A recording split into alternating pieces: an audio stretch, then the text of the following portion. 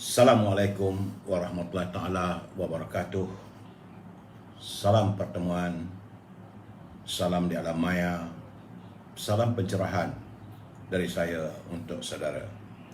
Doa saya agar anda semua berbahagia. How are you, saudara Thomas Tan? Anda merupakan orang pertama yang muncul malam ini. Begitu juga dengan saudara Syahar Ibrahim, saudara Samsul Anwar. Waalaikumsalam. Pak Ngah, apa khabar Pak Ngah? Moga sihat Pak Ngah ya. Saudara Hafiz Wan Basirun. Waalaikumsalam. Saudara Acik Warisan. Apa khabar Acik? Saudara Mustafa Ilyas. Waalaikumsalam. Abdul Hadi Syarif. Puan Azizah Zah Jaafar. Doa saya anda sihat walafiat. Begitu juga dengan saudara Muhammad Radhi. Waalaikumsalam. Saudara Kantona Firus. Nama sedap Kantona. Long time no see. Kantona. Not long time long see. Not long time not appeared. Kantona Firus. Saudara Ahmad Fuzkarnain.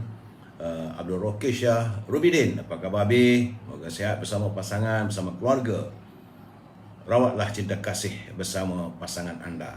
Begitu juga dengan Anggrik Rimba. Waalaikumsalam anak anda. Moga sihat walafiat di sana. Saudara Abdullah Bakar, Zainal Ishaq. Waalaikumsalam. Beliau berikan salam untuk semua sahabat-sahabat yang berkesempatan dalam live malam ini ya. Ben Jetik, apa khabar? Recall, saudara Fuad Rahman. Makan apa? Saya nampak gayanya ada bihun. Mungkinlah sebentar lagi saya makan. Keadaan sekarang begitulah. Kita makan apa yang ada. Saudara Akira Tajul, Ridwan Ismail, Raza Hassan, Muhammad Azmi, Muhammad Ali. Apa khabar kita baru? Sihat banyak yang ni. Banyak saudara Muhammad Azmi ini menghantar pada kiriman-kiriman untuk saya ulas. Saudara Nur Maria, saudara Syami Nawawi. Begitu juga dengan Raja Kamal, Raja Bazian. Apa khabarku? Semoga Sungai Petani sihat walafiat. Jangan ada hujan lah. Hamidah Kamat, Haji Syamsul, saudara Paipon. Waalaikumsalam. Abu Nem, Ramli Putih, Strawberry. Apa khabar? Strawberry sekarang ni di ini Cameron Highland, Tanah Guntuh tu. Macam mana tu? Puan Aminah, Kak Minah, apa khabar dari Terengganu? Terengganu, mudah-mudahan musim terkujur ni berhati-hatilah ya. Dan teman-teman yang tak sempat saya santuni, saya mohon maaf. Akan saya santuni usai pencerahan saya malam ini. Kerana banyak sangat perkara nak disentuh malam ni, saudara. Baik, saudara, hari ini hari Khamis, tanggal 2 Disember 2021, merupakan hari yang ke-623 virus corona menjengah negara kita. Jangan lupa saudara, malam ini perbanyakkan solat sunat, perbanyakkan zikir kerana malam ini adalah malam Jumaat. Kalau hujan tu artinya rezeki nak datang. Saya juga ingin menyampaikan salam daripada para penyokong dari Bintung Perlis. Kawan-kawan kita di Bintung Perlis, dia berkirim, dia kata sampaikan salam. Jangan lupa sebut nama Bintung Perlis. Apa khabar saudara? Hari ini laporan yang saya terima, jumlah jangkitan COVID-19 terus meningkat. Semalam 4,809, hari ini 5,806 saudara. Dan jumlah keseluruhannya untuk setakat ini yang terkumpul adalah 2,644,027 orang. Kematian semalam 49. Itulah laporan yang saya terima daripada sahabat kita, saudara Rio. Rio dia sering menghantar kepada saya perkembangan berhubung dengan COVID-19. Beliau merupakan kaki tangan di Universiti Melaya dan juga merupakan, rupanya Rio ni adalah pemain bola sepak dan DJ yang hebat. Saya tak boleh nak hebahkan macam mana nak menghubungi beliau atau telefon dan sebagainya. Terima kasih Rio. Hari ini jumlah untuk 2 hari saja, saudara. Laporan daripada Rio, orang Muslim Melaya ni, dia kata jumlahnya sudah mencacah ke angka 11,245. 2 hari berturut-turut. Semalam 5,439, hari ini 5,806. Nampak gayanya terus meningkat ya saudara. Baik saudara, itulah laporan yang sempat saya berikan hari ini. Yang lain itu tak dapat saya berikan. Saudara Rashid Mustafa, TMB dah mula potong elektrik ke rumah. Astagfirullahalazim. Rakyat semakin susah. Hari ini hujan Sungai Petani ya, Raja Kamal Baizan. Baik saudara, kita masuk e-commerce. Sebab itu saya katakan berniagalah, berusahalah kita untuk mencari rezeki yang baik. Kerana itu kalau saudara punya produk, sila hubungi Al-Azhar, anda saya.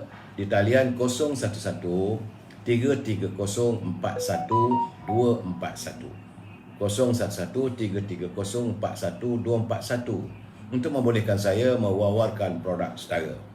Kalau berhubung dengan Azhar, jangan lupa pula sebab dia berniaga haruman setanggi bakur untuk haruman dalam rumah kita, menimbulkan aroma yang agak menyegarkan, wangi, terasa diri kita berada di Mekah dan di Madinah. Jadi kena ingat saudara, wangian ini adalah satu benda yang kesukaan para malaikat dan dibenci oleh syaitan. Al-Azhar memberitahu pada saya bahawa dia sekarang ni sedang menjual haruman, wangi-wangian juga daripada negara Timur Tengah. Kekal baunya 2-3 hari tak hilang, jangan dibasuh sudahlah saudara. Jadi haruman itu banyak jenis, dan setiap satu pembelian diberi satu percuma, buy one get one free. Silalah berhubung dengan Al-Azhar. Saudara juga boleh, itu merupakan perfume ya, perfume ataupun minyak wangi. Dan saudara boleh berhubung dengan Siti Farehah juga untuk mewawarkan produk saudara di talian 017 711 4300. Saudara boleh berhubung dengan Siti Farehah ataupun Al-Azhar untuk menyusun jadual saya, sebab kita ada segmen pada jam 4 petang hari Sabtu dan hari Ahad, labun secangkir kopi. Saudara, Siti Farehah di talian 017 711 4300. Bolehlah pesan dendeng manis Siti Farehah. Harganya masih kekal harga lama walaupun harga daging dan harga barangan terus meningkat. Sebab katanya berniagalah seadanya. Bagi saudara yang tinggal di sekitar Lembah Kelang, jangan lupa Shauki, iaitu dari syarikat Kizinis yang membekalkan buah-buahan dari luar negeri, buah-buahan seperti kiwi, cherry, anggur dan sebagainya. Kualitinya tinggi dan harganya murah daripada pasaran, daripada di pasar-pasar ataupun di pasar supermarket. Buah-buahan ini untuk Lembah Kelang sajalah ya. Yang sekitar di Lembah Kelang, buah-buahan itu boleh dihantar terus ke rumah saudara bila saudara memesan daripadanya.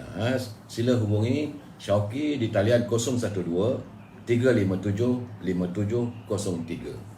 Waalaikumsalam Zubaida. Jangan lupa kemudian malam ini seperti macam malam yang lepas, saya ingin mempromosikan produk daripada tokoh jamu Kemaman, sahabat kita saudara Zul. Saudara boleh menghubunginya di talian 019 917 0449, 019 917 0449. Kali ini dia punya produknya adalah jus Al-Hafiz Al-Shifa, itu jus 30 IQ. Ini jus ini saudara, kehebatannya ialah merupakan makanan para anbiya, dan ramuannya adalah kurma, kismis, badam, delima, air zam-zam dan juga habatus saudah. Ia sesuai untuk anak-anak yang berada di sekolah. Sekarang minggu ni dah mula masuk sekolah sebagainya. Apa khabar Aizul Abdul Hamid? Aduh, apa hal pula tu Zul? Ia untuk membantu mencerdaskan minda dan merangsang akil pelajar dan para tahfiz. Ia turut membantu menguatkan ingatan dan merawat gejala mudah lupa. Di samping itu membantu meningkatkan stamina, tenaga serta mengurangkan keletihan. Bila anak-anak kita ke sekolah, kadang-kadang mereka letih. Ia turut membantu melegakan bengkak dan sakit sendi, dan sesuai sebagai makanan tambahan untuk diet dan menurunkan berat badan. Jangan lupa jus Al-Hafiz Al-Shifa jus 30 IQ. Hubungi saudara Zul di talian 019-917-0449. Okey saudara, itu saja untuk kita punya e-commerce hari ini. Baik saudara, selepas e-commerce kita masuk tazkirah singkat. Dalam tazkirah singkat kali ini saya melihat ada satu pencerahan yang diberi oleh Ustaz Syamsuri Ahmad. Agak menarik. Itu katanya apabila kita berusia atau berumur, semakin meningkat usia kita ni, jadi sepatutnya solat kita ni tak boleh dilewatkan. Jangan kita lewat-lewatkan solat 5 waktu. Kemudian solat kita kalau boleh lakukan secara berjemaah, dan solat kita kena banyak, kena perbanyakkan solat sunnah lebih banyak dari tahun-tahun yang sebelumnya. Kerana makin kita berusia, solat sunnah qabliyah dan ba'diyah jangan tinggal. Makin kita berumur, buat solat qabliyah 4 rakaat dan ba'diyah 4 rakaat waktu zuhur. Kerana baginda Rasulullah SAW menyatakan, siapa buat qabliyah 4 rakaat waktu zuhur dan 4 rakaat waktu subuh, Allah haramkan tubuhnya daripada disambar oleh api neraka. Jadi semakin kita berusia, saudara, juga kita kena buat solat witir, sunat witir sebelum kita tidur. Dan juga ini kita lakukan sunat duha dan tahajud. Jangan kita tinggalkan, saudara. Kerana semakin kita berusia, paling tidak usahakanlah kita untuk khatam Al-Quran sekurang-kurangnya 2 kali dalam setahun. Kerana setiap hari kita membaca Al-Quran, waktu itulah para malaikat menulis kebajikan untuk kita. Kerana makin kita berumur, saudara, perbanyakkanlah juga zikir. Kerana kita mahu mengurangkan bercakap yang tidak faedah, dan kita menambahkan amal ibadat kita untuk di hari akhirat. Makin kita berusia, selawat ke atas junjungan Nabi Muhammad SAW kena diperbanyakkan. Dan yang paling penting, semakin kita berusia, dalam usia emas, jagalah akhlak kita sebaik mungkin. Itulah tazkirah singkat yang saya ambil celipan daripada Ustaz Syamsuri Ahmad yang agak menyentuh perasaan saya, yang saya rasakan elok kita berkongsi, ya saudara. Baik saudara, seperti biasa kita masuk usai tazkirah mutiara kata. Saudara Asma Ahmad minta apa tadi? Saya tak tahu, tolong ingatkan apa yang saya nak ingatkan. Saudara Syahrudin bin Ardi, PM takut nak pecat menteri yang kuat kerja. Okey, sebentar lagi saya akan ulas, saudara. Baik. Mutiara kita hari ini, kiriman saudara Hibir Hasan, katanya, kita tidak akan berhenti untuk merindui dan mengharapkan peristiwa itu berulang selagi kita masih hidup. Kerana ada hal-hal tertentu yang kita rasakan terlalu indah dan teramat baik, dan kita harus menginginkan hal itu berulang lagi. Tapi masa terus berlalu, saudara. Itulah kiriman daripada sahabat kita, saudara Hibir Hasan. Terima kasih Cikgu Hibir atas mutiara kata-kata yang cukup berarti untuk kita kongsi bersama. Saudara, seperti biasa, bual bicara kita bermula dengan salam impian moratorium dan pengeluaran wang simpanan pekerja RM10,000. Dapat tak dapat soal lain. Kita tak ambil peduli. Kita harus menyuarakan kehendak kita. Saudara Dimus, aduhai, banyaknya jelmaan penasihat nanti. Sebentar lagi, ya saudara.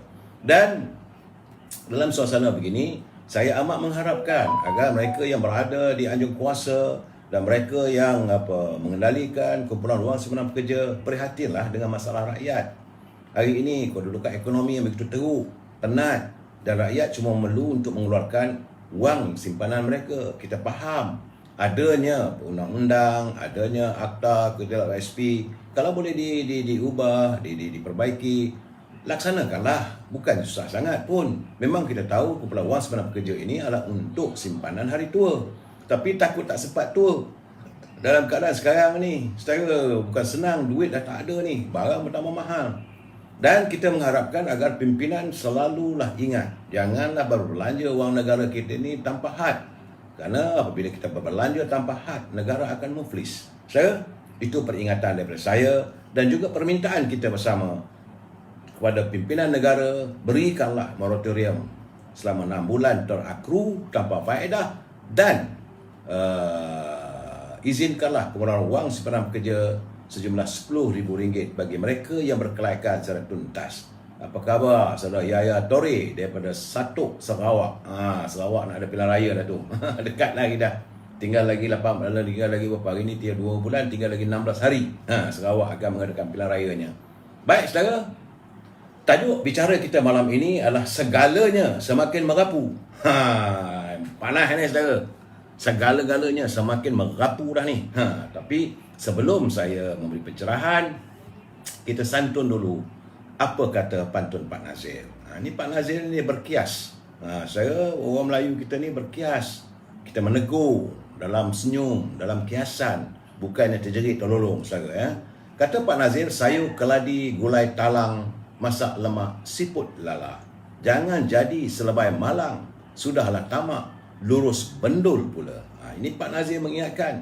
Talang itu adalah jenis ikan, ikan talang. Tapi ikan talang ni kalau orang yang tak tahan makan, dia boleh gatal kulit dia. Berhati-hati juga saudara. Itu ikan talang yang segar. Kalau ikan talang kering tu insya-Allah boleh rasanya. Kalau di kampung saya dulu, kalau ikan talang, mereka yang mudah dijangkiti penyakit kulit, tidaklah digalakkan, saudara. Dan ingat, jangan jadi lebay malam.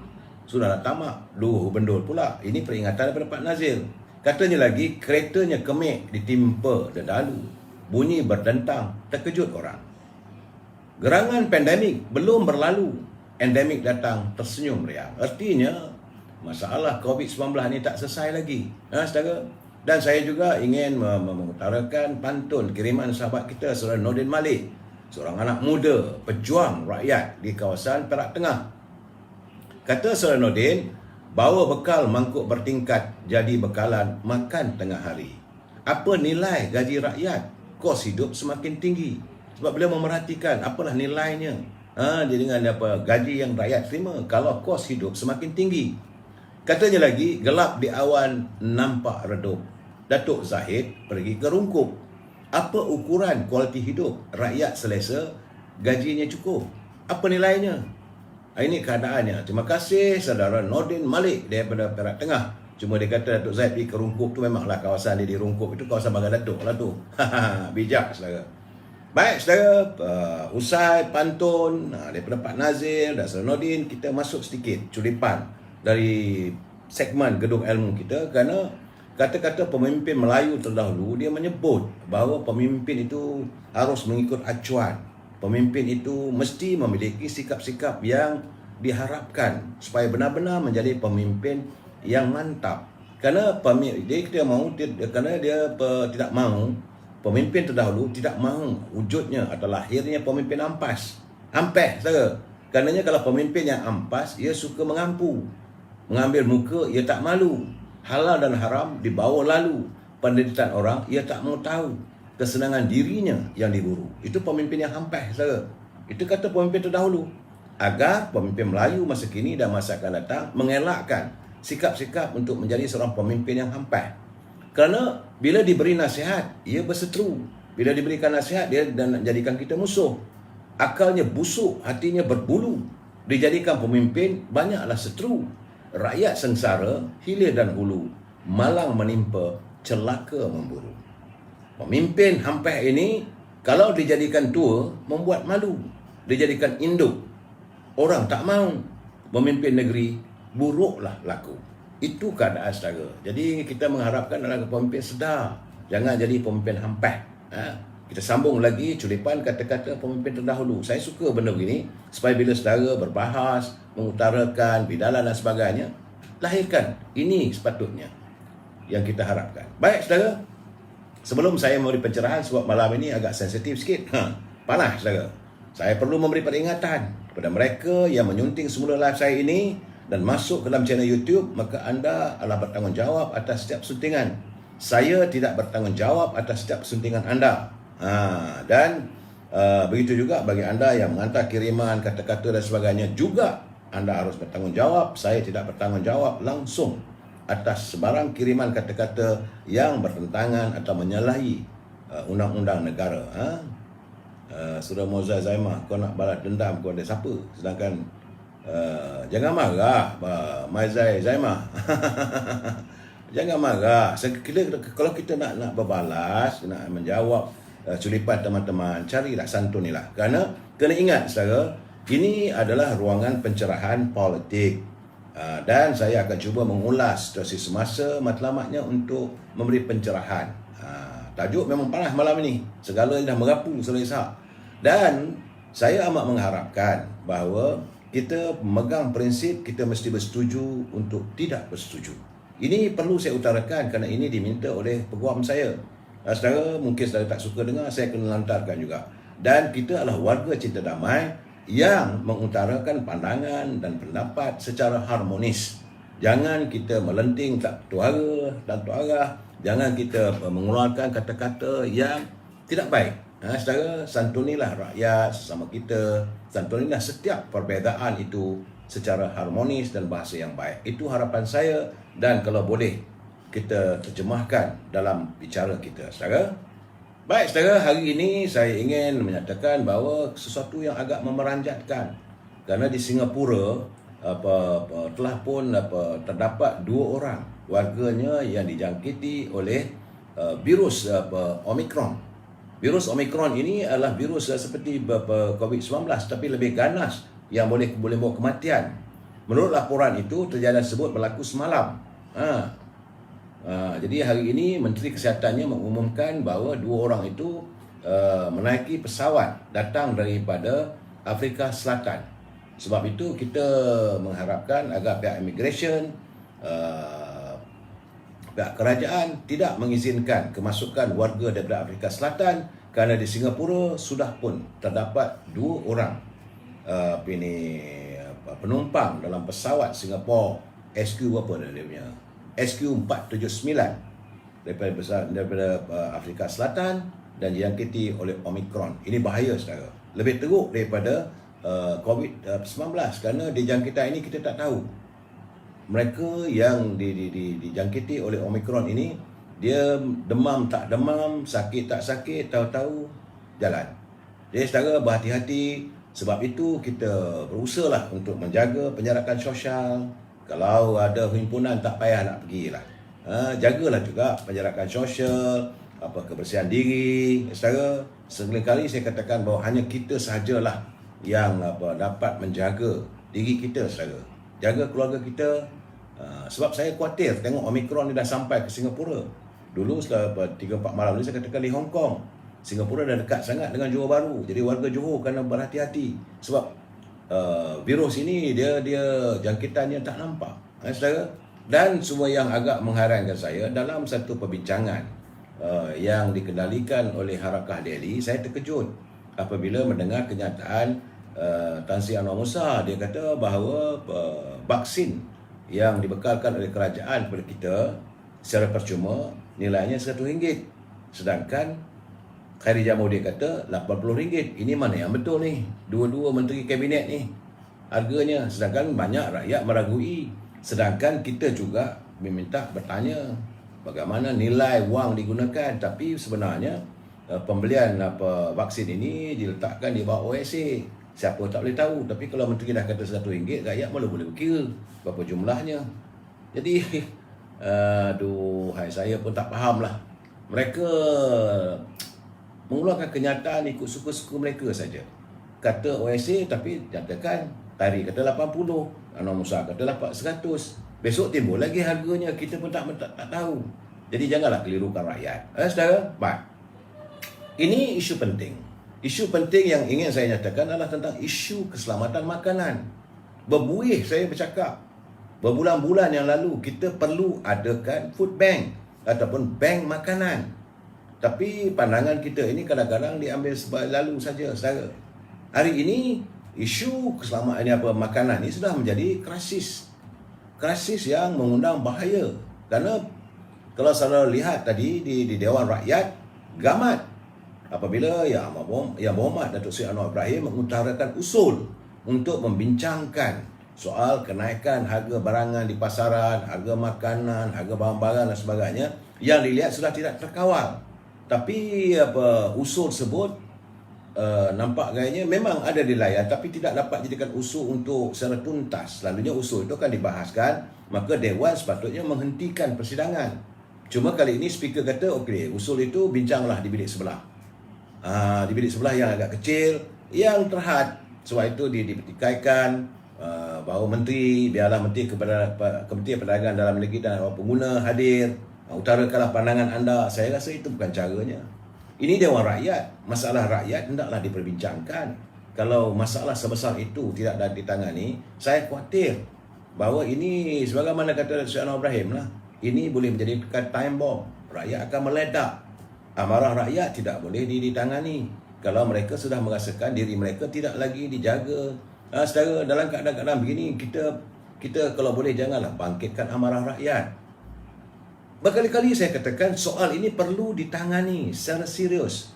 Bukan boleh main-main suka jawab saja. Menteri boleh cakap, di bawah dalam kawalan lah dan sebagainya. Jadi sekarang ni saya juga melihat bahawa demonstrasi ke arah menentang kenaikan harga barang ni sudah mula meningkat demi meningkat, merebak demi merebak. Di bandar-bandar sudah berlaku ledakan, rakyat melakukan unjuk rasa mereka. Hari ini sekumpulan NGO telah pun menyerahkan memorandum mereka kepada Datuk Seri Anwar Ibrahim yang membawa usul sebut ke Dewan Rakyat. Tapi perbincangan tentang masalah kenaikan harga makanan ini tidak dilihat secara tuntas. Saya rasa dalam keadaan begini, sepatut-patutnya Yang Amat Berhormat Datuk Seri Ismail Sabri harus melihat secara the other side of the coin, kesan daripada kenaikan ini, kerana mereka menyalahkan Barisan Nasional. Tidak dinafikan Datuk Ismail Sabri adalah naib Presiden UMNO, tapi kerajaan hari ini saya nak jelaskan lagi bahawa bukan kerajaan Barisan Nasional, ia kerajaan keluarga Malaysia yang dipimpin oleh Datuk Ismail Sabri, tapi di dalamnya ada parti-parti politik yang lain. Tetapi apabila rakyat sudah meledak, mereka cari jalan, mereka membuat untuk mudah BN, Barisan Nasional. Barisan Nasional barang naik. Ini keadaannya. Sebab itu saya dah berkata berkali-kali bahawa Datuk Ismail Sabri kena lihat apa saja yang dilakukan oleh kerajaan dan tidak disenangi oleh rakyat, maka UMNO Barisan Nasional akan terpalit sama. Jadi anda sebagai naib Presiden UMNO harus menjaga soal ini. Kena campur tangan. Saya tak betul Yang Amat Berhormat semalam turun ke lapangan, tapi rakyat nak tahu apa tindakan. Apakah harga itu terus tuntas turun? Sebab sekarang ni di seluruh negara menimbulkan kegusaran rakyat. Harga makanan mahal. Sekarang ni kadar harga yang paling mahal dalam sejarah. Untuk saat ini sebenarnya harga barang bekalan di pasaran merupakan harga paling mahal dalam sejarah. Harga untuk belian minyak masak pun dulu kita ingatkan kalau RM25 itu dah mahal dah. Bagi yang 5 kilo sekarang ada tempat sampai ke RM30, RM40. Dan malahan untuk membeli yang paket yang ada subsidi daripada kerajaan seolah tak dapat nak beli. Terima kasih Ujang Men dari Temeluk. PKR nak keluar dari PH, betul ke? Itu saya sedang menyantuni permasalahan ini. Saya rasa elok saya teruskan pencerahan saya tentang kedudukan harga barangan ini. Kerana dalam keadaan begitu, kita harus melihat apabila Menteri menyatakan bahawa keadaan ini kerana kurangnya pengeluaran sayur-sayuran dan penghasilan pertanian, maka harga itu mahal. Saya melihat ini satu benda yang tak betul. Kerana sepatutnya Kementerian Pertanian mencari kaedah yang baik untuk menghasilkan baja dan mengawal harga baja. Sekarang ni harga baja di pasaran naik 100%, harga racun naik. Dalam keadaan begini, tadi saya dengar juga ada pemberian subsidi daripada Menteri Pertanian untuk petani-petani untuk sawah padi. Yang kita kata sayur, dia pergi sawah padi apa hal? Betul, pesawah-pesawah juga memerlukan subsidi baja dan racun. Tapi yang sakit tangan, yang kau rawat kepala apa hal? Ini masalahnya kadang-kadang menteri kita tak tahu. Masalah sekarang ni sayur-sayuran terlalu tinggi di pasaran. Ikan, ayam, daging. Beras memang kita tahu dah meningkat. Dan kita mengimport beras kebanyakannya. Dan ini masalahnya. Dan sekarang ni kita mengizinkan pula seolah-olah rakyat melihat seolah-olah kita mengizinkan para kartel yang mengimport barang ini. Mereka lah kapitalis. They don't care. Rakyat nak mati pun tak peduli. Yang paling penting pada mereka adalah tambuluk mereka. Apakah menteri melihat benda begini buat tak tahu saja? Ini keadaan sebenarnya. Sebab itu kita harus kita menuntut agar pihak pimpinan kerajaan melaksanakan jajaran semula pertanian negara kita ini. Sebab kita dalam keadaan sekarang ni, betul lah untuk kita, it is not the immediate action. Immediate action ataupun tindakan segera, pertama-tama sekali, cari kaedah diturunkan harga dulu. Combat the price. Kemudian dalam waktu yang sama, Kementerian Pertanian mengusahakan bagaimana kita dapat mengeluarkan hasil pertanian untuk makanan, sayur-sayuran, kemudian macam ikan, daging dan sebagainya, dipertingkatkan penghasilannya. Ini keadaan tidak berlaku begitu. Saya hairan. Sebab itu Saudara Azmi dari Kelantan dia tanya, kenapa agensi kerajaan seperti Pharma, Perikanan, Markis dan banyak lagi tidak memainkan peranan mereka? sebagai agensi penguatkuasaan undang-undang. Kita bukan tak ada undang-undang, kita ada undang-undang. Negara kita mempunyai undang-undang, setiap pedagang tidak boleh menaikkan harga sesuka hati mereka. Setiap harga itu ditentukan oleh kementerian sepatutnya. Dan harga itu ada harga lantai dan harga siling. Jadi nyatakan berapa harga lantainya, berapa harga silingnya. Untuk mendapat harga lantai ini, kalau perlu subsidi daripada kerajaan, keluarkanlah. Jangan buat yang bukan-bukan. Tindakan kita kadang-kadang memberi alasan. Dan saya agak terkecewa yang amat sangat apabila Menteri Pertanian Ronald Kaindi menyatakan bahawa pihaknya sekarang ini sedang dalam proses untuk membawa masuk ayam beku sebanyak lebih kurang 200 kontena. Pula dah, ini bukan satu jalan penyelesaian. You bawa masuk ayam beku kontena ini, bagaimana pengusaha-pengusaha ladang ayam, ladang ternakan ayam tempatan? Masalah sekarang ni, pengusaha ladang ayam ternakan ayam yang tempatan ini, masalahnya kerana mereka mengalami masalah kenaikan harga barang makanan untuk ayam. Segala dedak daripada jagung dan sebagainya. Usahakanlah. It is not the same problem. Sekarang ni kamu buka AP, bawa masuk 200 kontena. Apakah ayam itu boleh dijual? Apakah dalam tempoh tersebut? Sebab rakyat sekarang ni dalam, kita kena ingat bahawa harga yang ditawarkan tadi tak tahu apakah masih lagi dapat dikurangkan harganya. Dalam waktu yang sama, kita menjejaskan pula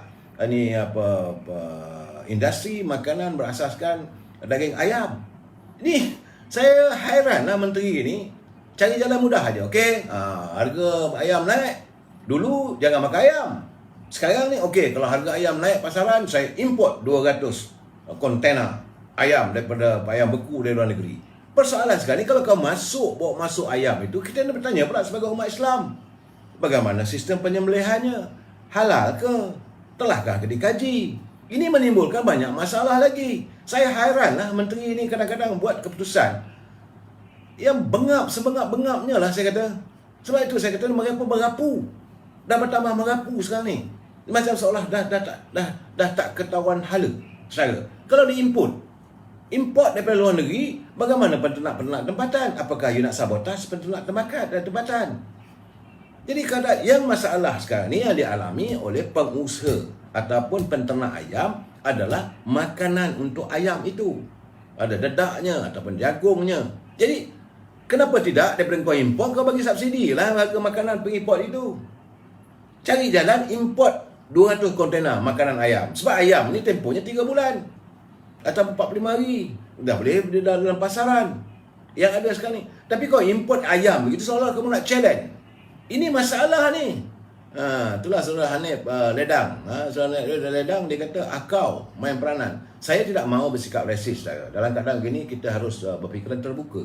Sebab itu saya katakan kita ada kementerian, ada menteri yang menjaga kementerian itu.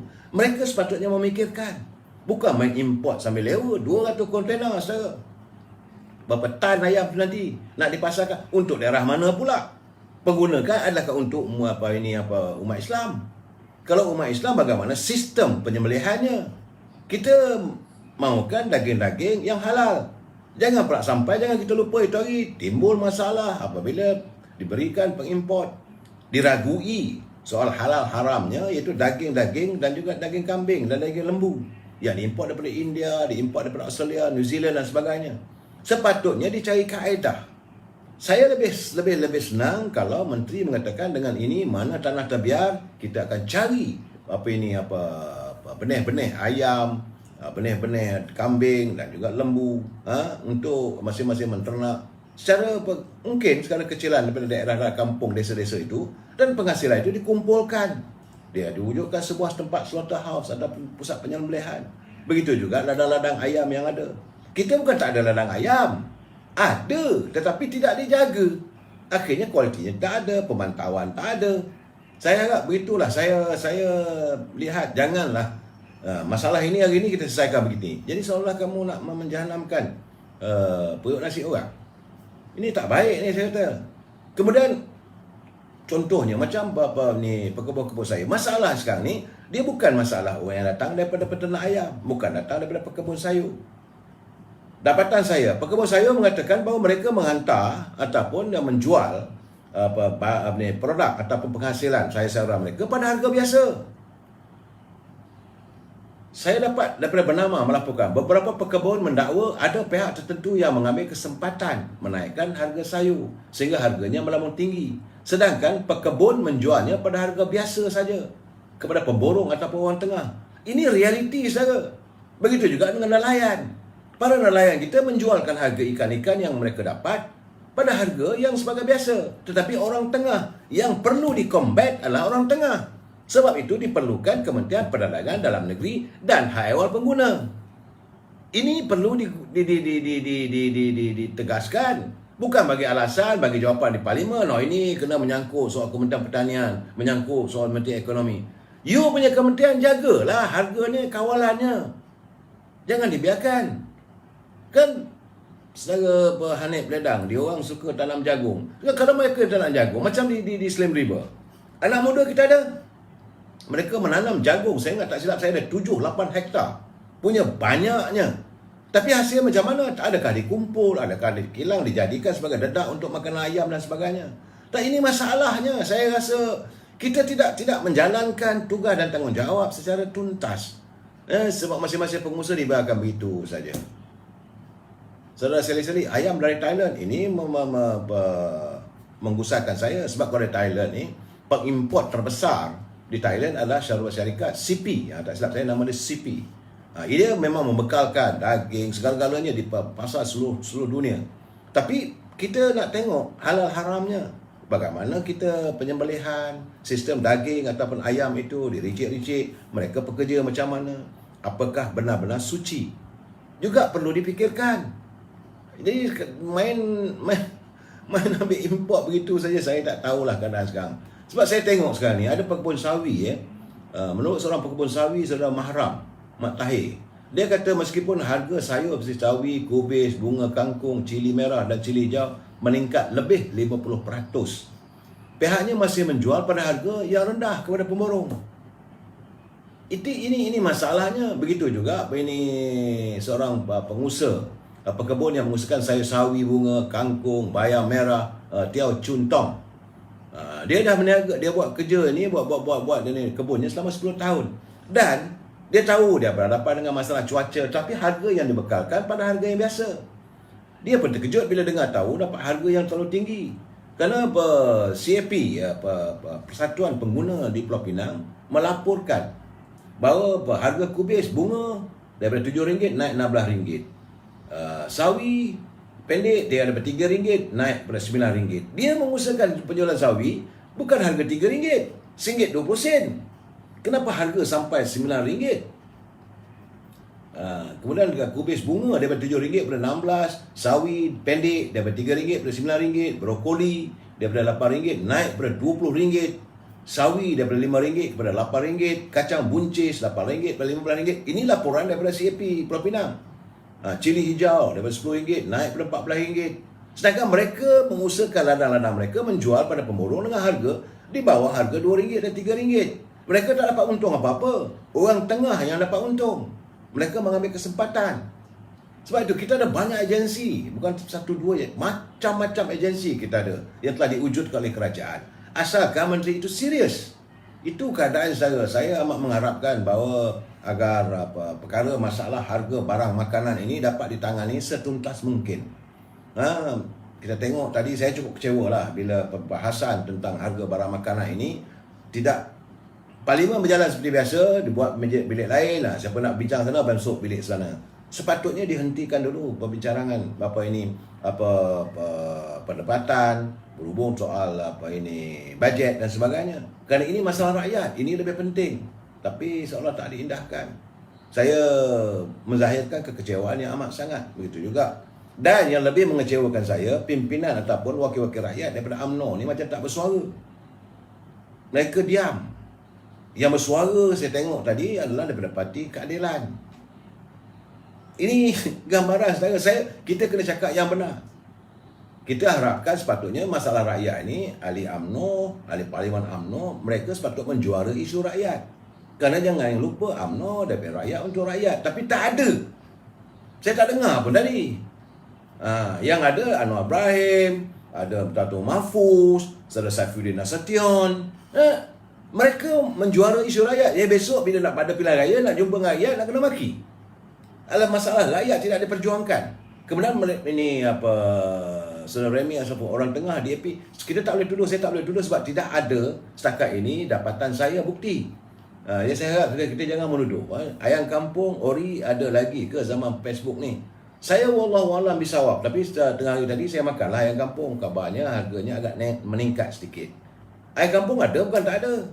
Kita ada lokal produknya, tapi hendaklah dipantau, hendaklah dibantu mereka ini. Dan hari ini saudara, saya juga khawatir bila kita menyebut soal kenaikan apa semua, kita tentu menyentuh soal ekonomi. Kerana laporan yang saya terima, para pelabur asing telah pun menjual, betul dipanggil jualan bersih. Dia let go habis demi saham-saham selama 7 minggu berturut-turut. Beratus juta wang telah pun dikutip oleh mereka, dibawa keluar negara. This is very serious situasi. Kerana menurut bernama pelabur asing muncul sebagai penjual bersih untuk minggu berakhir 26 November. Di mana minggu pertama aliran keluar selepas 7 minggu mencatatkan aliran masuk bersih sebelum ini dengan aliran keluar bersih berjumlah 163.64 juta. Itu kata MIDF Research. Ini serius saudara. Sebab kita punya petunjuk ekonomi negara kita adalah di bursa saham. Dan sekarang ni ini dagangan saham kita sudah berada di bawah paras 1,500. Tak ada kebanggaan lagi. Hari ini saya mendapat laporan daripada lama mengatakan bahawa dagangan kita adalah semua 1,496 di bawah 1,500 mata. This is very serious. Kaunter-kaunter yang rugi 680, cuma yang naik sedikit 253, yang tak berubah 390. Jadi indeks jatuh di bawah paras 1,500. Ini indeks ekonomi negara kita. Jadi Menteri Kewangan, sebab saya katakan Menteri Kewangan, what you have done, bagaimana anda nak campur tangan untuk menyelamatkan keadaan. Menteri Ekonomi macam mana, pelabur-pelabur pertama lari. Saudara, dalam keadaan begini, memanglah mereka mengatakan bahawa sentimen COVID-19, sentimen ini membuatkan mereka lari. Bukan. Kerana ada dasar-dasar yang tak menentu, yang perlu diperbaiki. Sebab itu saya katakan, berkali-kali saya dah cakap, Menteri berbincanglah dengan orang lama. Orang macam yang Muhammad Teguh Razali, Anwar Ibrahim, Datuk Seri Najib. Ini orang yang biasa menangani masalah ekonomi negara kita. Berbincang. Cari bagaimana petunjuknya supaya dapat dilaksanakan sesuatu tindakan. Saudara Melati Fiah, dapatan saya Menteri dari UMNO ni juara bersuara. Nanti bola nak PRU mungkin pasti juara bersuara bila nak berjumpa rakyat, buat kempen supaya undi dia. Masa tu nanti jangan nyesal. Itu saudara ini kiriman saudara Puan Melati Fiah. Betul, saya bersetuju. Saya bersetuju dengan pandangan. Itu keadaannya. Saya cakap terus terang. Saudara Roza Mochi, bosku mana? Bosku tengah sibuk di mahkamah. Dia tak masuk ke parlimen lagi. Jadi Saudara Muhammad Fauzi Abdullah, kenapa pelabur lari ke Indonesia? Pelabur lari ke Indonesia kerana suasana ekonomi di sana sudah menampakkan kemantapan dan perundangan di sana dipertukuhkan lagi, serta korupsi di sana memang mereka comeback habis-habisan, dan sudah jelas unjuran ataupun arah tuju ekonomi Indonesia sudah semakin jelas. Kita ni sudah makin kabur. Ini keadaannya saudara. Dan saya bagi contoh amat memalukan. Tiba-tiba, ini memang merapu lah. Tiba-tiba Menteri Wilayah Persekutuan membuat pengumuman besok cuti umum. Dan pengumuman beliau itu disanggah oleh sektor perbankan. Saudara, media sosial negara mereka melaporkan selepas terkilan kehadirannya ke pentas akhir Piala Malaysia yang kerana tidak dialurkan, Menteri Wilayah Persekutuan membuat tindakan populis dengan membuat pengumuman cuti buat seluruh warga Kuala Lumpur, Putrajaya dan Labuan pada hari Jumaat 3 Disember. Pengumuman cuti tersebut yang diumumkan oleh Saidan Kasim atas kerana kejayaan Kuala Lumpur City merangkul kejuaraan Piala Malaysia. Bagi saya hanya satu piala untuk pertandingan bola sepak saja. Piala Malaysia, bukan Piala Thomas, bukan Piala Dunia. yang perlu buat pengumuman cuti dan sebagainya. Dan akhirnya pengumuman tersebut mendapat bantahan daripada pihak yang terlibat dalam sektor kewangan. Malahan Bank Negara Malaysia dalam kenyataannya mengumumkan semua bank termasuk cawangan-cawangan di Kuala Lumpur tidak akan ditutup. Kenyataan menteri sudah disanggah. Ini saya kata mengapu. Bank Negara Malaysia berkata semua itu urus niaga pasaran kewangan dalam pasaran pertukaran asing, pasaran wang dan pasaran bond melalui kaunter akan terus beroperasi seperti biasa. Dia kena fikirlah kalau dah buat pengumuman cuti begitu, apa nak jadi dengan pasaran? Jangan seronok saja kerana waktu perlawanan bola tu orang tak sebut nama dia, tak diumpamakan dia, kononnya lah. Maka sebab itu dicari populis, umumkan bahawa cuti untuk wilayah. Ini bukan pengumuman suka-suka. Kamu jadi menteri kena fikir kesannya. Begitu juga dengan mantan CEO tabung haji Datuk Nik Hasyudin pula, dia kata tindakan Insaidah ini tak sepatutnya dilakukan.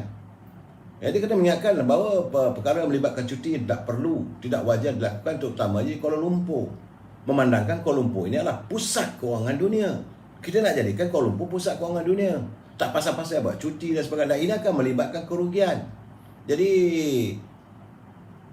kononnya lah besok nak ada perarakan. Dia kalau nak buat perarakan piala itu nak dibawa pergi ke stadium. Tak silap saya Stadium Melawati ke Stadium Cerah, saya tak tahu. Saya dah lupa. Kalau nak bawa itu nak bawa ramai-ramai. Jadi macam mana pula dengan COVID? Kau berharap ini piala boleh. Orang nak solat Jumaat tak boleh. Ada masih had lagi, mesti penjarakan dan sebagainya. Dan majlisnya atau caranya bukan apa, julang piala itu pergi ke stadium, berucaplah Datuk Bandar. Lepas Datuk Bandar berucaplah Syahidan Kasim. Ini bagi saya nak cari majlis politik. Kesannya maka sektor perbankan terhenti. Saya sebab itu disanggah oleh Bank Negara, disanggah oleh mantan CEO tabung haji dan sebagainya. Kita semakin celaru, saudara. Merapu, sebab saya kata merapu. Tadi saya dapat juga satu kiriman daripada Saudara Hazrul daripada Besut Terengganu. Dia mengatakan kiriman satu hal lagi pula tu. Bahawa terdapat laporan audit Ketua Audit Negara tahun 2019 siri 2 Negeri Terengganu. Ada pula tuntutan yang tak menasabah menemui berlakunya tuntutan palsu melibatkan Pusat Khidmat Dun Alur Limbat. Saudara, ini kalau mereka lebay pun nak menipu pun ini kiriman daripada Saudara Hazrul saya dapat, saya tak tahulah macam mana. Katanya adalah laporan daripada Ketua Audit Negara. Satu hal pula, saudara. Kadang sekarang ni segalanya main-main celaru. Kemudian Menteri Kewangan mengumumkan tak ada royalti minyak untuk di Kelantan. Akhirnya pimpinan PAS mengamuk. Saya dengar pula kenyataannya PAS kata bakal tarik sokongan terhadap kerajaan. Kalau ini berlaku 18 orang tarik sokongan, apa jadi pada kerajaan? Sebab itu menteri tak boleh nak berharap pula macam harap dewa-dewa ke. Ni piala Sunul Syah Omar. Itu keadaan dia lah. Kemudian bila PAS buat tuntutan tentang royalti minyak, sebagaimana yang dinyatakan oleh Yang Berhormat Tengku Razali Hamzah, tuntutan ini adalah antara syarikat Petronas dengan kerajaan negeri, bukan persekutuan. Sekarang ni kamu bantai kerajaan persekutuan sedang kamu dalam kerajaan. Saya pun jadi kita celaru lah. Mereka tak tahu arah sebenarnya dalam perjuangan untuk menuntut wang royaltis untuk Kelantan. Memang Kelantan berhak untuk mendapat royaltinya. Ia telah dinafikan sejak zaman Tun Dr. Mahathir lagi. Kemudian diwujudkan wang ehsan lah. Tak boleh begitu. Royaltis, perjanjian bertulis mesti dikotakan. Tapi kali ini bila Menteri Kewangan kata tak ada royaltis. Nak tarik pula sokongan. Saya kata sebab itulah dalam sokongan begini tarik aja lah. Tarik aja, habis kita. Tak usah kita pening-pening kepala, tarik sokongan, buat pilihan raya umum. Itu yang terbaik saya melihat. Kalau bercelaru habis dah sekarang ni. Menteri Kewangan kata begini. Menteri Ekonomi kata begini. Ada PAS dalam kerajaan. Apakah tak dibincangkan dalam kabinet? Saya cukup sedih lah negara kita sekarang ni. Dengan rencamnya, dengan keadaan yang tak menentu. Dan hari ini saya berhubung dengan kes SRC. Timbul pula lagi ni bukti-bukti baru. Tapi masalahnya orang persoalkan Kerana isu Tan Sri Zeti Aziz ni sudah berselerak timbul benda-benda yang selama ini terpendam, yang orang tak ketahui. Sebab itu tadi Peguam bela Datuk Seri Zahid, Datuk Seri Najib membuat satu sidang media. Saya tak mau ulang lebih panjang kerana itu boleh mengheret kepada contempt of court. Jadi saya merasakan bahawa ada sesuatu yang tak kena. Jadi sebab itu pimpinan negara harus melihat secara tuntas. Kerana menurut Datuk Syafiee Tan Sri Syafiee, dia kata dapatan-dapatan baru ini membuatkan dimasukkan dalam permohonannya, dalam permohonan perbicaraan di Mahkamah Rayuan. Jadi kalau itu berlaku 8 hari bulan ni tak bolehlah diaturkan hukum. Ini selalu habis saudara. Sekarang ni masuk kenapa tak dibicarakan lebih awal? Kenapa pihak SPRM, Suruhanjaya Pencegah Rasuah ni mengumumkan segala bukti lebih awal? Lepas tu kata Thomas pula, dia kata SPRM tak bagi pada dia gambaran sejelasnya, Zeti pula tak beri gambaran jelas. Jadi apakah negara kita dalam keadaan kecelaruan sejak Pakatan Harapan memerintah bila Atuk jadi Perdana Menteri? Sebab itu saya katakan dalam keadaan begini kita negara hukum. Nak menghukum orang boleh, tapi bawa ke mahkamah tu biarlah semua pihak jelas dan nyata. Bukan main-main sebarangan. Ini timbul. Saya tak mau mengulang lebih kekhawatiran saya, tapi kalau mengikut apa yang dinyatakan oleh Syafiee tadi itu, memang pembicaraan itu tidak memihak kepada Seri Najib. Sebab itu diperlukan kemasukan baru tentang Zeti. Ada pula syarikat baru lagi timbul. Ini ada pula nama baru seperti Rosli Husin. Ada pula nama Azam Baki pun katanya belum beri keterangan. Macam-macam lah. Jadi selalu habislah kita keadaannya sekarang ni. Akhirnya semalam saya senyum bila saya tengok satu culipan pula tu, Tun Dr. Mahathir mengaku pula. Akhirnya dia mengakulah bahawa dia dapat tanah 34 ekar di Langkawi waktu anak dia jadi Menteri Besar. Lagi kita pening kepala. Selama ni tak mengaku, sekarang nak mengaku pula. Apa benda lah nak jadi negara kita ni? Jadi saya rasa dalam keadaan sekarang ni, saya mengharapkan bahawa perbicaraan yang diadakan oleh pihak mahkamah terhadap Seri Najib, jalankan pembicaraan itu setuntas yang baik. Kita negara rule of law. Itu yang saya harapkan. Lebih saya tak mau campur. Daripada Dr. Mahathir ni, saya harap satu, saya berhentilah bercakap politik, duduk di rumah buat amal ibadat. Kita dah semakin tua. Tun, jangan diakhiri hari-hari akhir anda dengan penuh kebencian rakyat. Dan hari ini tu saya kata, hari ini lagi Perdana Menteri perlantikan.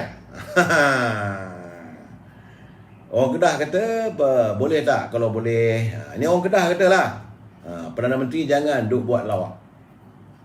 Perdana Menteri jangan duk buat lawak lah, Datuk Seri Sabri. Dan bila ada masalah, dan lantik penasihat. Orang Kedah ni dan lah, dan itu, dan ini. Dan waktu itu ada masalah, lantik penasihat. Kerana saya melihat kenyataan daripada ini Dr. Latif, Menteri Jabatan Perdana Menteri, dia kata bahawa Perdana Menteri Ismail Sabri akan menerima seorang lagi penasihat khas yang bertanggungjawab menasihati beliau dalam bidang kesihatan. Buat apa Menteri Kesihatan? Apakah anda mau menafikan bahawa Khairy Jamaluddin tak berfungsi? Ini katanya Menteri Jabatan Menteri Tuan Datuk Dr. Latif kata penasihat khas ini sedang dalam proses lantikan. Ini akan lantik lah ni. Buat masa ini Perdana Menteri punya 3 penasihat khas, iaitu penasihat undang-undang, kemudian penasihat hak asasi undang-undang, hak asasi manusia, agama dan kesihatan. Lepas ni nasihat pula lagi hal kenaikan harga barang. Habis menteri yang ada tu buat apa? Nah ini kerana penasihat yang dilantik dalam kalangan mereka yang punya jaringan hubungan, katanya pengalaman dan kepakaran dalam hal berkaitan dengan skop tugas mereka yang boleh memberi faedah pada usaha pembangunan negara selari dengan konsep keluarga Malaysia. Itu kata Dr. Latif dalam jawapan bertulis di Dewan Rakyat. Saya melihat keadaan ini, saya kata berhentilah. Jangan duk buat lawak lagi lah. Cukup. Menteri, timbalan menteri dah ada 69 orang. Tambah lagi. Rakyat melihat ini dengan penuh kejijikan. Rakyat semakin menyampah apabila dilantik. Sebab rakyat pendapatan tak ada. Yang kita tuntut, habis sekarang ni lantiklah menteri penasihat untuk jaga kewangan. Tak lantik pula. Masalah kewangan kita dengan bank, kita dengan Kumpulan Wang Simpanan Pekerja, bagaimana wang nilai mata wang negara ini semakin merosot. Jadi ini keadaan yang saya rasa memberi implikasi kewangan pada negara bila dilantik. Sebab sebelum ini Perdana Menteri dah lantik. Itu Ahli Parlimen Pengerang Datuk Azina Osman sebagai penasihat khas Perdana Menteri Undang-Undang. Kemudian pengurusi Badan Perhubungan UMNO Kedah Datuk Seri Jamil K dilantik sebagai penasihat. Dan dalam jawapan bertulis juga betul, dia pula menyatakan bahawa semua ini ada bayarannya. Ada bayaran gajinya puluhan ribu saudara. Dan dalam jawapan bertulis juga kepada soalan Akmal Nasrullah daripada Parti Keadilan Johor Bahru, Dr. Abdul Latif mengatakan terdapat seramai 3 orang duta khas kepada Yang Amat Berhormat Perdana Menteri yang telah dilantik sejak April 2020, iaitu 1 duta khas ke Timur Tengah Tan Sri Haji Abdul Hadi Awang, 2 duta khas ke Timur Asia Timur Datuk Richard Riot, dan Datuk Seri Tiong King Sing Ahli Parlimen Bintulu sebagai duta khas ke negara China.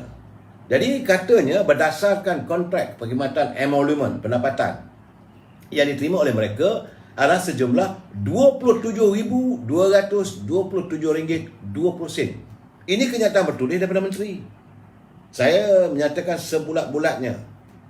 Dengan mereka juga ditawarkan kepada lain, telefon bimbit, kenderaan, pemandu dan pejabat.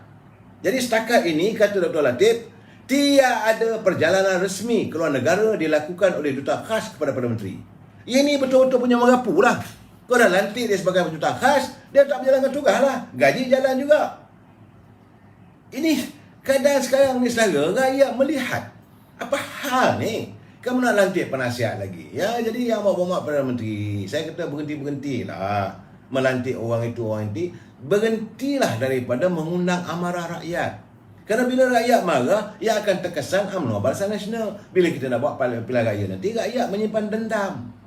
Aku bagi peluang kamu, memang rakyat tidak memberi peluang pada UMNO Barisan Nasional untuk mentadbir negara kesan dan pilihan raya umum yang lalu. Itu kena pegang. Tetapi dengan kebetulan anda berada jadi Perdana Menteri, apabila berlakunya langkah Sheraton lepas langkah Sheraton, langkah 14 orang ahli parlimen yang menarik sokongan kepada Tan Sri Muhyiddin, maka anda dapat peluang jadi Perdana Menteri. Sepatutnya kayuhlah sebaik mungkin, tapi ini tidak. Anda dilihat semakin seolah long life, seolah tidak bermain. Rakyat sudah mula memperkatakan. Saya khawatir kerana beliau merupakan naib Presiden UMNO. Apa yang beliau lakukan nanti, maka terpalit pada UMNO. Bila lantik penasihat, gunakan duit rakyat. Sedangkan di saat ini, rakyat dalam keadaan sesak. Pekerjaan tak ada lagi saat ini. Jangan kita kata, Menteri Kewangan kata dalam bajetnya kita akan menyediakan peluang pekerjaan 500,000. Mana dia? Mana dia? Rakyat tak ada kerja. Pendapatan tak ada pula kenaikan gaji. Sedangkan harga barang di pasaran meningkat-ningkat. Jadi, Saudara Arif Muluk, rakyat suka apa yang kerajaan buat. Buktinya PRN Melaka, UMNO, BN menang bergaya. Saudara silap, saudara menyindir tu. Saudara menyindir. Sebenarnya rakyat bosan dengan pimpinan terdahulu. Sebab itu mereka tidak memilih Pakatan Harapan. Mereka menolak Perikatan Nasional.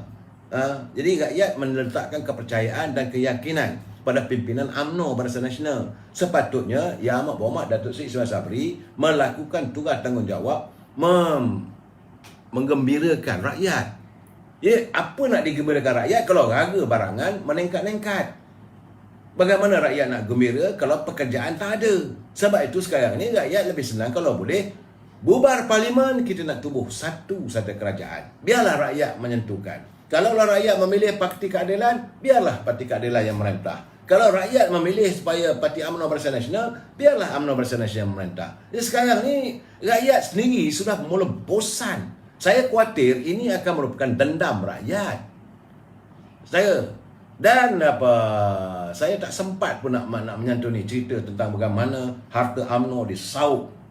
Saya ingat malam besok lah insyaAllah saya nak dedahkan satu perkara lagi. Ini catatan daripada Saudara Roslan. Rupanya berbilion harta UMNO telah disaup oleh pihak-pihak waktu era Tun Dr. Mahathir menjadi Presiden UMNO dan Perdana Menteri. Saya merasakan dalam keadaan sekarang ni Yang Amat Berhormat Perdana Menteri tolonglah santuni masalah rakyat. Menteri yang ada ni, kalau Yang Amat Berhormat pecat mereka, ambil penasihat, okey, kita terima. Sekarang ni bila lantik penasihat kesihatan, kalau gitu pecatlah Menteri Kesihatan. Kalau rasa harga barangan tak dapat dikawal lagi, nak lantik satu orang sebagai penasihat untuk menasihati Yang Amat Berhormat sebagai Perdana Menteri dalam menangani masalah harga barang, pecatlah Menteri Perdagangan Dalam Negeri dan Hak Ehwal Pengguna. Jangan takut, rakyat sentiasa berdiri di belakang Yang Amat Berhormat. Kalau Yang Amat Berhormat melakukan tindakan yang rakyat fikirkan muhasabah. Sepatutnya sekarang ni 4 kementerian ini perlu diambil tindakan, dan malahan minta supaya Tan Sri Muhyiddin yang menjadi pengurusi pada Majlis Pemulihan Negara ini suruh dia berhenti bagi orang lain. Ternyata tak pulih. Masalah COVID tak pulih, masalah rakyat tak ada pekerjaan tak pulih, masalah ekonomi kita terus menguncup, masalah wang kita bertambah mengolonsor. Jadi mana ada pemulihannya? Kalau tak ada begitu, buat apa dia ada dekat situ? Apakah hanya untuk memberi kesempatan dia melebarkan pengaruh dia untuk mencari pengaruh dalam politik? Pun rakyat dah tak boleh dah, rakyat tak terima lah buat macam mana pun. Sebab itu bila Ketua Armada dia kata bahawa pemberian bantuan pada rakyat ini hanya zaman Tan Sri Muhyiddin sebagai Perdana Menteri Kerajaan Perikatan Nasional, saya kata porah. Betul lah macam Syam Jalil kata, ini dia ni duduk dalam gua. Sebab zaman era Datuk Seri Najib lagi, kita dah pun memberikan BRIM pada rakyat. Waktu itu ekonomi dah mula goyang, maka Kerajaan UMNO Barisan Nasional mewujudkan skim untuk memberi bantuan pada rakyat melalui pemberian BRIM dan banyak subsidi yang lain. Jadi janganlah nak mengaku yang bukan-bukan. Sebab itu saya katakan sekarang ni, Yang Amat Berhormat Perdana Menteri, you are the Prime Minister now. Laksanakan tugas dan tanggungjawab sebagaimana yang diharapkan oleh rakyat. Pulihkan segera keadaan ekonomi, pulihkan kembali harga barangan. Tangkap seret kartel-kartel yang mencekik militan-militan darat ini, yang mencekik kehidupan rakyat. Kita amat mengharapkan ketegasan daripada Yang Amat Berhormat Perdana Menteri agar rakyat sedikitlah dalam kesan ini adalah gembiranya. Kita sambung lagi malam esok. Wabillahi taufiq wal hidayah. Assalamualaikum warahmatullahi taala wabarakatuh. Selamat malam.